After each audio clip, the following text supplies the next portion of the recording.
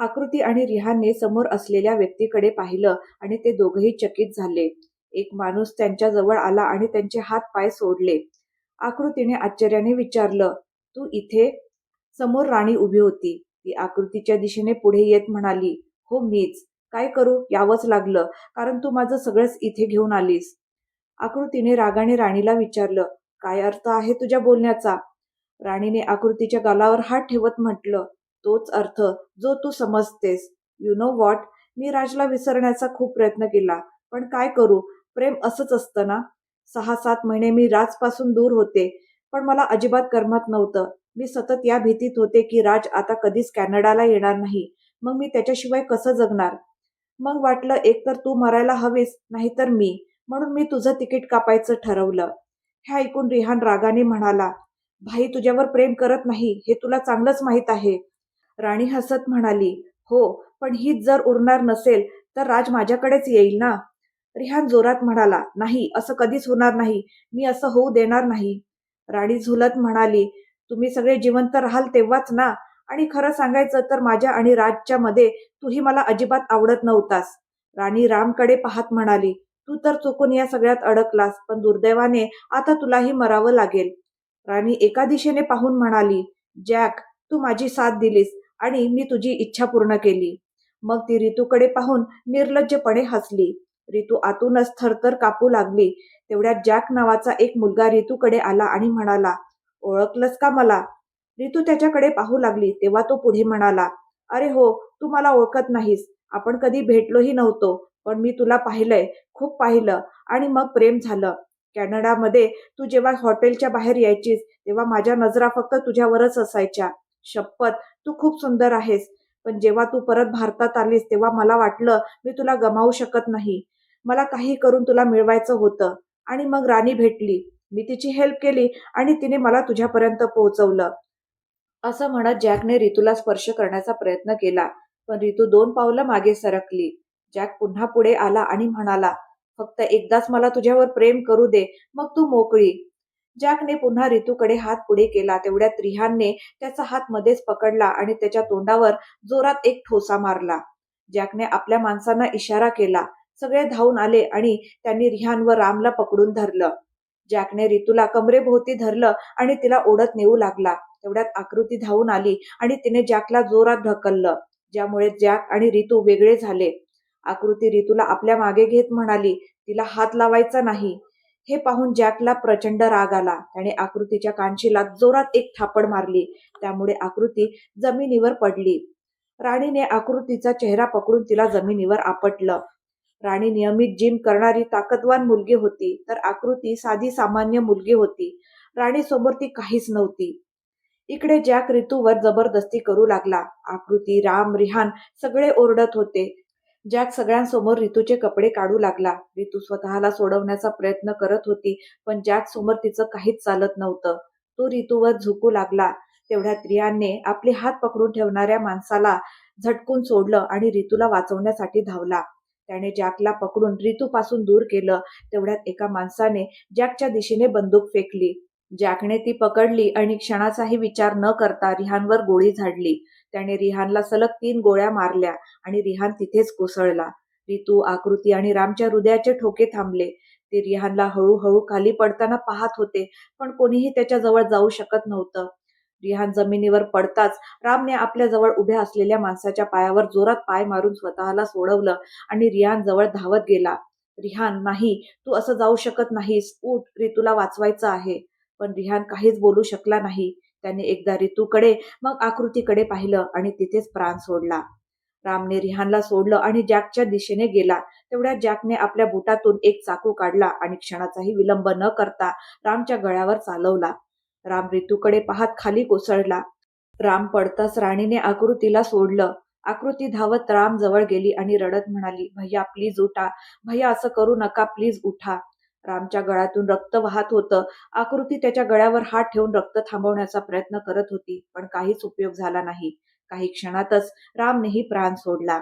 आकृती कधी राम जवळ जात होती, तर कधी रिहानला उठवण्याचा प्रयत्न करत होती. भीतीने थरथर कापत रितू आकृती जवळ आली. आकृतीने तिला घट्ट मिठी मारली आणि स्वतःही थरथर कापू लागली. तेवढ्यात जॅकने ऋतूला आकृतीपासून ओढून वेगळं केलं. आकृतीने त्याला मारायला हात पुढे केला, पण जॅकने उलट्या हाताने आकृतीच्या कानशिला जोरात थापड मारली. आकृतीचं डोकं भिंतीवर आदळलं आणि तिच्या डोक्यातून रक्त वाहू लागलं. जॅकने ऋतूला पकडलं आणि तिच्या बरोबर ते सगळं केलं जे तो आधीपासून ठरवून बसला होता. ऋतू जोर जोरात ओरडत होती, पण जॅक आणि राणीला त्याचा काहीच फरक पडला नाही. काही क्षणांनी आकृती शुद्धीवर आली, पण तोपर्यंत जॅक आपलं काम करून मोकळा झाला होता. आकृती हळूहळू ऋतू जवळ गेली आणि तिला आपल्या मिठीत घेतलं. तेवढ्या जॅकने आपल्या माणसांना इशारा केला. ते सगळे तिकडे गेले आणि आकृतीला ऋतूपासून वेगळं करून ऋतूवर अमानुष अत्याचार केला. आकृती सुन्नपणे हे सगळं पाहत होती आणि ऋतूची किंकाळी ऐकत होती. सगळ्या माणसांनी ऋतूवर बलात्कार केल्यानंतर राणी सगळ्यांना म्हणाली, आता तुम्ही सगळे खुश आहात ना? सगळे निर्लज्जपणे हसू लागले. राणीने आकृतीचा चेहरा पकडत म्हटलं, हे सगळं तुझ्यासोबतही होणार आहे. थोडा संयम ठेव. आकृती ते पाहून इतकी सुन्न झाली होती की आता पुढे काहीही झालं तरी तिला काहीच फरक पडणार नव्हता. राणीने आकृतीला सोडलं. तेवढ्या जॅकने आकृतीला पकडलं आणि तिला भिंतीच्या दुसऱ्या बाजूला घेऊन गेला. तो काही करणारच होता. तेवढ्यात एका माणसाने म्हटलं, पोलीस इथे पोहोचणार आहेत. आपल्याला लगेच निघावं लागेल. जॅकने आकृतीला सोडलं तेव्हा आकृतीची नजर ऋतूकडे गेली. ती अजून जिवंत होती. आकृतीची नजर कुठं आहे हे राणीने ओळखलं. ती पटकन ऋतूकडे गेली आणि तिचा गळा आवळला. आकृती ते पाहून राणीच्या दिशेने धावू लागली. तेवढ्या जॅकने मागून आकृतीच्या डोक्यावर एक जड रॉड मारला. आकृतीचं डोकं तिथेच गरगर फिरलं.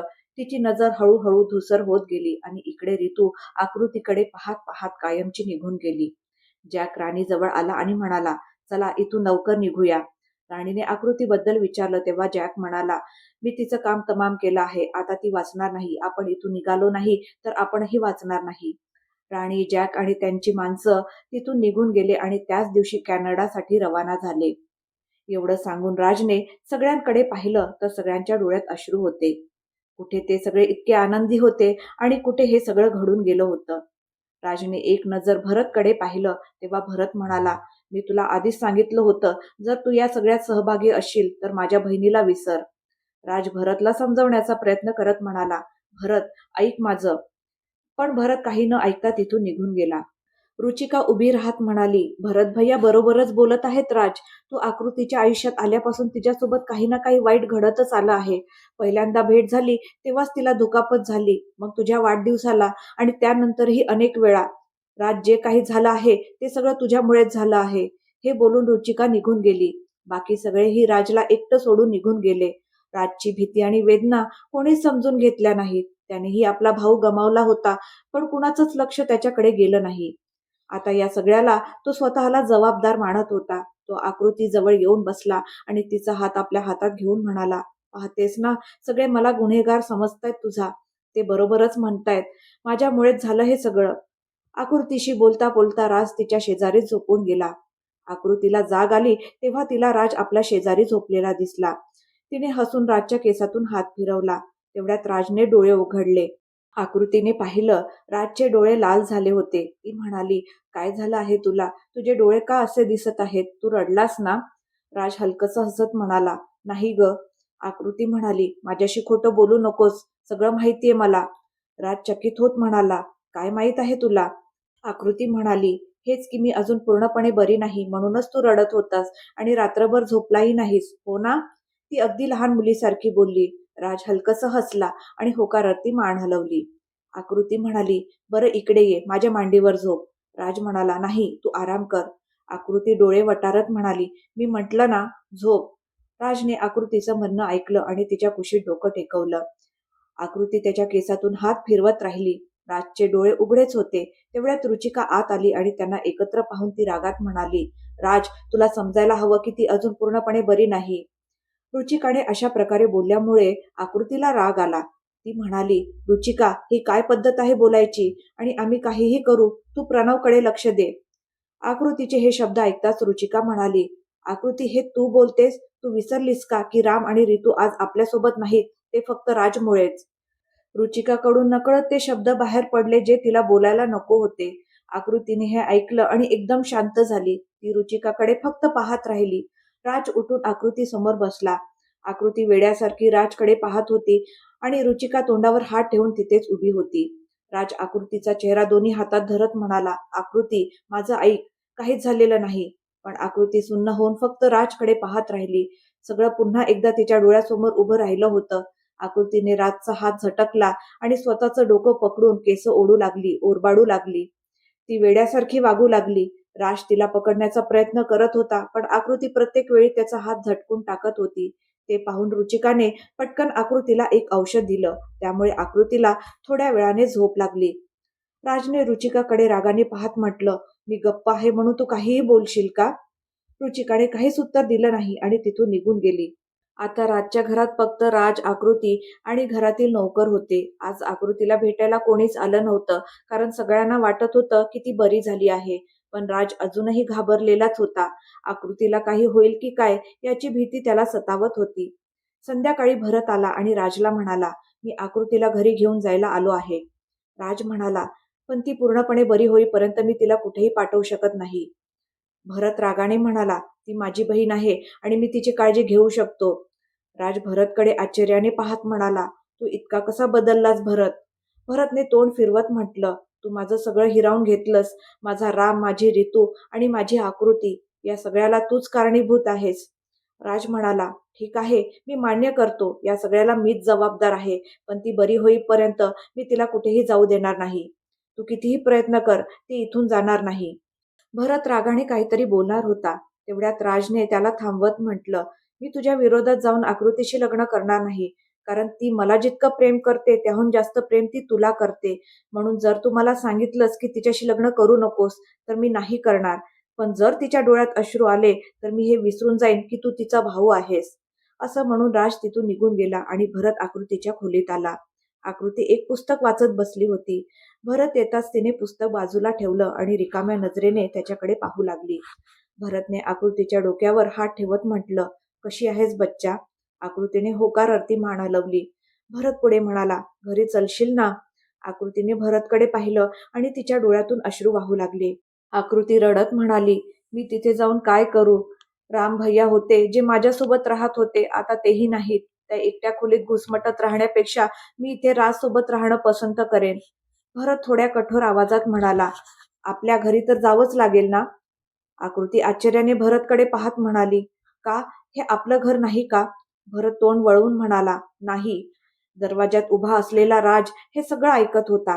आकृती म्हणाली, नाही भैया, मला राजवर प्रेम आहे आणि तो मला आपली पत्नी मानतो. मग मी त्याला सोडून कशी जाऊ? भरत म्हणाला, तू अजून त्याची पत्नी बनलेली नाहीस आणि पुढे कधी बनणारही नाही. आकृती भरतकडे पाहतच राहिली. तेवढ्यात राज आत आला आणि म्हणाला, आकृती चल, जेवण करूया. आकृतीने भरतकडे पाहत विचारलं, हे भैया असं का बोलत आहेत? राज आकृतीचा हात धरून तिला उभं करत म्हणाला, काही नाही, ते थोडे नाराज आहेत म्हणून असं बोलतायत. राज आकृतीला जेवायला घेऊन गेला आणि भरत काही न बोलता तिथून निघून गेला. 1 महिना आकृती राज सोबतच राहिली. आता ती आधीपेक्षा अधिक बरी झाली होती. स्वतः चालत होती, बोलत होती. सगळे रोज येऊन तिला भेटून जायचे. कधी कधी आकृती त्या घटनेबद्दल विचार करायची किंवा कुणी तिला ते आठवण करून दिलं की ती थरथर कापू लागायची, डोकं पकडून बसायची. तिला असह्य वेदना व्हायच्या आणि मग ती बेशुद्ध व्हायची. म्हणून सगळे फार जपून बोलायचे तिच्याशी.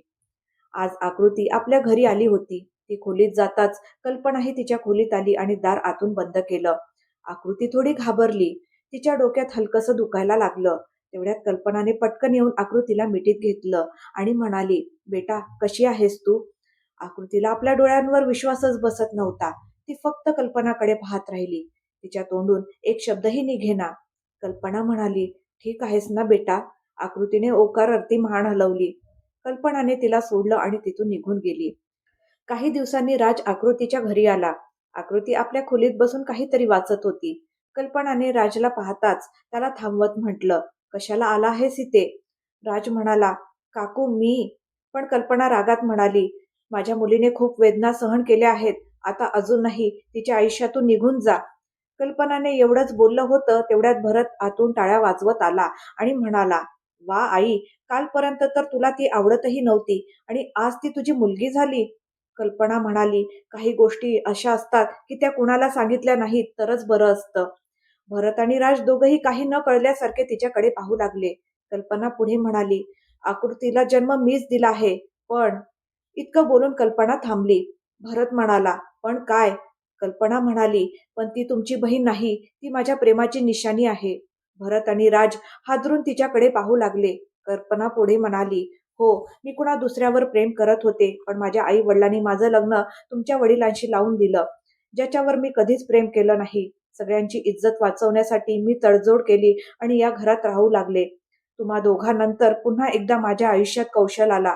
तुमच्या वडिलांकडे माझ्यासाठी कधीच वेळ नसायचा, म्हणून कौशल रोज मला भेटायचा आणि मग आकृती माझ्या प्रेमाची निशाणी म्हणून जन्माला आली. तुमच्या वडिलांना कळलं की ती कौशलची मुलगी आहे, म्हणून त्यांनी कौशलला मारून टाकलं. आकृतीला देखील मारायचं होतं त्यांना, पण मी त्यांना थांबवलं. तेव्हा त्यांनी मला सांगितलं, तू मुलांवरच जास्त प्रेम करायचं आणि आकृतीकडे दुर्लक्ष करायचं. तेव्हाच ती जिवंत राहील. स्वतःच्याच मुलीशी असं वागावं लागतं याचं दुःख किती असतं, हे तुम्हा दोघांना कधीच कळणार नाही. हे सगळं ऐकून राज आणि भरत पुतळ्यासारखे तिथे उभे राहिले. कल्पना निघून जाण्यासाठी वळली तर तिला दारात आकृती उभी दिसली. कल्पनाकडे पाहताच आकृती रडायला लागली. भरत धावत तिच्या जवळ गेला आणि तिला मिठीत घेतलं. तो तिला शांत करत म्हणाला, असं काही नाही, तू माझीच बहीण आहेस आणि कायम राहशील. राज आकृतीकडे येऊ लागला, पण भरतने तिला बाजूला करून राजला तिथेच थांबवत म्हटलं, आकृती कधीच तुझ्यासोबत येणार नाही, समजलं का? इथून निघून जा आणि माझ्या बहिणीला शांतपणे जगू दे. आकृतीने भरतला थांबवत म्हटलं, भैया, हे काय बोलताय? तुम्ही त्याच्याशी असं बोलू शकत नाही. भरत तिथून थेट पोलीस स्टेशनला निघून गेला. आकृती राजकडे आली आणि म्हणाली, सॉरी राज, भैयाच्या वतीने मी माफी मागते. काय झालंय सगळ्यांना असं का बोलतायत कळत नाही. राज पुढे येत म्हणाला, नाही आकृती, त्यांचं बोलणं काही अंशी बरोबरच आहे. मी इथे तुला काहीतरी सांगायला आलो होतो. आकृती म्हणाली, हो सांग ना, काय आहे? राजने तिच्याकडे पाठ फिरवली आणि म्हणाला, मी निघतोय. आकृती चकित होऊन म्हणाली, कुठे जातोयस राज? राज म्हणाला, तुझ्या आयुष्यातून खूप दूर. आकृती गप्प झाली. राज बाहेर जाऊ लागला तर ती त्याच्या मागे धावत आली आणि म्हणाली, तू असं कसं जाऊ शकतोस? राजने एक दीर्घ श्वास घेतला आणि म्हणाला, आकू, असं समजू नकोस की मी तुझ्यासोबत नाही. तूच माझं आयुष्य आहेस. तुझ्याशिवाय माझ्या आयुष्यात कोणीच नसेल. मी कायम तुझ्या आसपास असेल, पण कधी समोर येणार नाही. आता मला जावं लागेल. राज आकृतीपासून दूर गेला होता, कारण त्याची इच्छा नव्हती की त्याच्यामुळे आकृती आपल्या कुटुंबापासून दूर व्हावी. आकृतीने डोकं धरत म्हटलं, बस कर राज, बस कर. राज तिच्याकडे न पाहता पुढे म्हणाला, लग्न करून घे आकू. आकृतीला काहीच ऐकू येत नव्हतं. तिने डोकं पकडलं. तिला असह्य वेदना होत होत्या. ती काहीच बोलली नाही. राज म्हणाला, मी मागे वळून पाहणार नाही, कारण एकदा जरी तुला पाहिलं तर मी जाऊ शकणार नाही. हे बोलून राज वेगाने निघून गेला. आकृती डोकं धरत धरत मागे सरकली आणि भिंतीला टेकून खाली बसली. आकाशात काळे ढग दाटून आले होते आणि तेवढ्यात जोरदार पाऊस सुरू झाला. आकृती डोळे मिटून तिथेच पुसळ्यासारखी बसून राहिली. आता तिने डोकं धरलेलं नव्हतं. ती अशी बसलेली होती जणू अनेक वर्षासाठी झोपून गेली आहे. राज तिथून घरी आला आणि आपल्या खोलीत जाऊन सगळं सामान खाली फेकू लागला. तो जोर जोरात ओरडत होता, का का का? माझ्या आयुष्यात असं का घडतं? माझ्या आयुष्यात जो कोणी येतो मला त्याला सोडावं लागतं. राजने घाईघाईने कुणाला तरी फोन केला आणि म्हणाला, आत्ताच्या आत्ता मला कॅनडाला जायचं आहे. काहीही करून सगळे अरेंजमेंट्स माझ्या पोहोचण्याच्या आधी तयार हवेत. समोरच्याचं काही न ऐकता राजने फोन कट केला. तो स्वतःशीच म्हणाला, आता बदला घेण्याची वेळ आली आहे. मी येतोय. माझं सगळं काही हिरावून घेतलं ना, आता मी तुमची अशी अवस्था करेन की स्वतःच्या पायावर उभं राहणंही कठीण होईल. राज तिथून निघाला आणि कॅनडाला जाणाऱ्या फ्लाईटमध्ये बसला. थोड्या वेळाने भरत घरी आला तेव्हा आकृती बाहेरच बसलेली दिसली.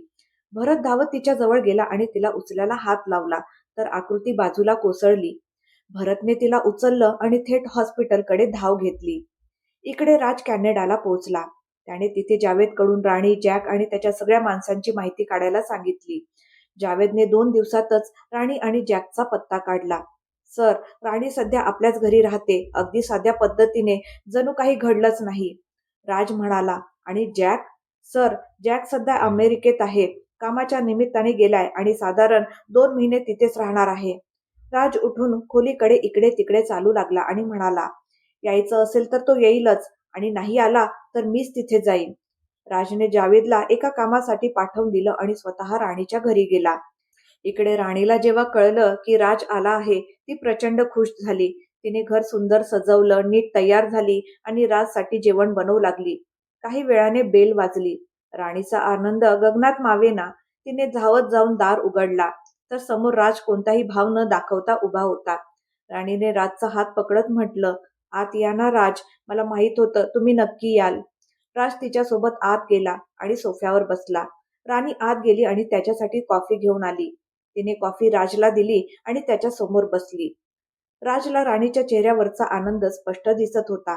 हे पाहून राणीने खोटे अश्रू ढाळायला सुरुवात केली आणि म्हणाली, "आकृती मॅडम सोबत खूपच वाईट झालं. काश आज ती आपल्या सोबत असती तर किती छान झालं असतं." राणीला माहित नव्हतं की आकृती अजून जिवंत आहे. भारतावरून परत आल्यावर तिने कधीच काही चौकशी केली नव्हती, म्हणून तिला वाटत होतं इतकं सगळं सहन केल्यानंतर आकृती जिवंत राहू शकली नसेल. राजने शांतपणे राणीला विचारलं, "तू असं का बोलतेस? जणू आकृतीला तूच मारलं आहेस?" राणी थोडी घाबरली आणि अडखडत म्हणाली, "ते ते जावेदने सांगितलं होतं की आकृती मॅडम आता नाहीत." राज हलकी स्माईल करत म्हणाला, "जावेद, आत ये." जावेदला पाहताच राणीचा श्वास अडखडला. जावेद येऊन राज समोर उभा राहिला.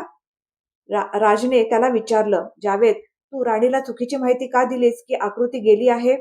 जावेद हसत म्हणाला, "सर, तुम्ही गेल्यानंतर राणीशी माझी भेटच झाली नाही." राणी घाबरून उभी राहिली आणि 2 पावलं मागे सरकली. ती बाहेर जाऊ लागली तेवढ्यात 3-4 माणसं आत आले आणि दरवाजा बंद झाला. राणी घाबरून म्हणाली, "राज, मी मी तुझ्यावर प्रेम करते." राज थंडपणे म्हणाला, "खरंच? किती प्रेम करतेस?" राणी म्हणाली, "इतकं की तुझ्यासाठी कोणाचाही जीव घेऊ शकते आणि गरज पडली तर स्वतःचा देऊही शकते." राज लगेच म्हणाला, "मग दे ना." राणी घाबरली आणि गप्प उभी राहिली. राज तिच्या जवळ गेला आणि म्हणाला, "काय झालं? प्रेम करतेस ना? मग माझ्यासाठी जीव दे." राणीच्या तोंडून शब्दच निघाला नाही. राज म्हणाला, "प्रेमात माणूस काहीही करू शकतो. जीव घेऊही शकतो आणि देऊही शकतो. हे मी मानतो. पण तू तर फक्त जीव घेतला आहेस. कधी जीव दिला नाहीस. याचा अर्थ तू माझ्यावर प्रेम करत नाहीस." राणी काहीच बोलली नाही.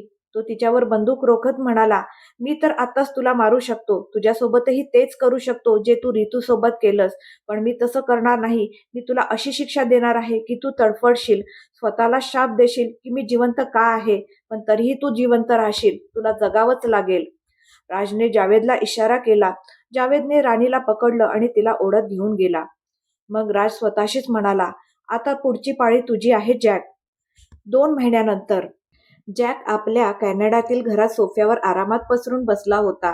प्रवासाच्या थकव्यामुळे त्याला झोप येऊ लागली होती. काही वेळाने तो वळला आणि समोर पाहताच त्याचे डोळे विस्फारले. समोरच्या सोफ्यावर राज बसलेला होता, एक पाय दुसऱ्या पायावर ठेवून, दोन्ही हात पसरून. जॅक घाबरून उठून बसला आणि थरथरत्या आवाजात म्हणाला, तू इथे काय करतोयस?" राज तिरकस हसत म्हणाला, "तुझीच वाट पाहत होतो." जॅक तिथून उठून पळण्याचा प्रयत्न करू लागला, पण आजूबाजूला पाहताच त्याला दिसलं त्याच्या भोवती 10-15 माणसं बंदुका हातात घेऊन उभी होती. इथून पळणं अशक्य होतं. तो पुन्हा खाली बसला आणि डोकं झुकवून म्हणाला, "माझ्याकडून चूक झाली राज." राज हसत म्हणाला, "अरे वा, तू तर खूपच समजूतदार निघालास. जावेद, यालाही राणीच्या जवळ पाठव." जावेद जॅकला घेऊन गेला. त्यानंतर राजने जॅकच्या फोनवरून जॅक बनवून त्याच्या सगळ्या माणसांना बोलावून घेतलं आणि आपल्या माणसांना त्या सगळ्यांना ठार मारण्याचा इशारा केला. सगळ्या माणसांनी मान हलवली आणि राज तिथून निघून गेला. राज पुन्हा त्याच हॉटेलच्या खोलीत गेला, जिथे तो कधी काळी आकृती, रिहाण आणि रितूसोबत थांबला होता. खोलीकडे नजर टाकताच त्याचे डोळे भरून आले. तो सोफ्यावर बसला आणि डोळे मिटून विचार करू लागला, "जे मला कधीच नको होतं तेच पुन्हा घडलं. ज्या आयुष्यापासून मी पळत होतो, आज पुन्हा तिथेच येऊन उभा राहिलो आहे." राजने डोळे उघडले आणि स्वतःशीच म्हणाला, "देव जाणे आकृती कशी असेल. ती माझी आठवण काढत असेल का? तिरस्काराने आठवत असेल की प्रेमाने?" तो स्वतःवरच हसला आणि म्हणाला, "प्रेम तर मी स्वतः संपवलं आहे. आता ती माझा तिरस्कारच करत असेल. मीच तर तिला सोडून गेलो." राज उठला आणि स्वतःसाठी कॉफी बनवली आणि बाल्कनीत गेला. तिथे एकटाच बसून तो शांतपणे कॉफी पीत राहिला. पूर्ण 1 वर्ष ना तो आकृतीला भेटला, ना तिला कधी फोन केला, ना बोलण्याचा प्रयत्न केला आणि इकडे आकृतीचाही एकही कॉल राजकडे आला नव्हता. राजला वाटू लागलं, बहुतेक ती माझा तिरस्कार करत असेल, आपल्या आयुष्यात पुढे निघून गेली असेल, म्हणूनच तिने माझी कधी आठवणही काढली नाही. आज पूर्ण 1 वर्ष झालं होतं आकृतीशी बोलून, तिला भेटून. याच दिवशी त्याने शेवटचं आकृतीला तिच्या घरी पाहिलं होतं आणि तिला सोडून निघून गेला होता. राज रोज सारखाच तयार झाला आणि जेवण करून बाहेर जायला लागला. तेवढ्यात त्याचा फोन वाजला. स्क्रीनवर पाहिलं तर एक अनोळखी नंबर होता. त्याने फोन उचलला नाही. फोन कट झाला आणि पुन्हा वाजू लागला. यावेळी राजने फोन उचलून कानाशी लावला, पण काही बोलला नाही. समोरून एका मुलीचा आवाज आला. हॅलो, राज सूर्यवंशी बोलत आहेत का? राज म्हणाला, हो बोलतोय, पण आपण कोण? समोरून उत्तर आलं, राज, मी रीना बोलते. आठवतंय ना, आकृतीची मैत्रीण. राजने तिला ओळखलं. तो क्षणभर विचारात पडला आणि सोफ्यावर बसत म्हणाला, बोल रीना, काय झालं? रीना घाबरलेल्या आवाजात म्हणाली, राज, सगळे लोक तुला चुकीचं समजतात, पण मी नाही. राज शांतपणे म्हणाला, ठीक आहे, पण एवढ्या दिवसांनी आज फोन का केलास? रीना म्हणाली, आजच तुझा नंबर मिळाला. मी फक्त एवढंच सांगायला फोन केला आहे. तू जिथे कुठे असशील तिथून लगेच इथे ये राज. आकृतीला तुझी खूप गरज आहे. Please come back. राज थोडा घाबरून म्हणाला, काय झालं आकृतीला? रीना म्हणाली, ते इथे येऊन तू स्वतः बघ. एवढं बोलून तिने फोन कट केला. राजने क्षणाचाही विलंब न करता जावेदला फोन केला आणि लगेच फ्लाईटचं तिकीट कन्फर्म करायला सांगितलं. त्याच रात्री राज भारतात पोहोचला. एअरपोर्टवरून बाहेर येताच त्याचा ड्रायव्हर गाडी घेऊन उभा होता. आता लोक राजला एक मर्डरर आणि गँगस्टर म्हणून ओळखू लागले होते. म्हणूनच कुणी त्याच्याकडे सरळ पाहतही नव्हतं. सगळे भीतीने त्याच्यापासून दूर जात होते. खरं तर राज कधीच चुकीचं काम करत नव्हता. तो फक्त चुकीचं करणाऱ्यांना शिक्षा द्यायचा. पण बऱ्याचदा चांगले लोकच चुकीचे समजले जातात. राजच्या बाबतीतही असंच घडलं होतं. पण आता त्याला कुणाचाही फरक पडत नव्हता. तो गाडीत बसला आणि घराच्या दिशेने निघाला. भेटूया पुढच्या भागात. आजचा भाग तुम्हाला कसा वाटला कमेंट करून नक्की सांगा. आणि पुढचा भाग ऐकण्यासाठी माझ्या चॅनलला सबस्क्राईब करायला विसरू नका. धन्यवाद.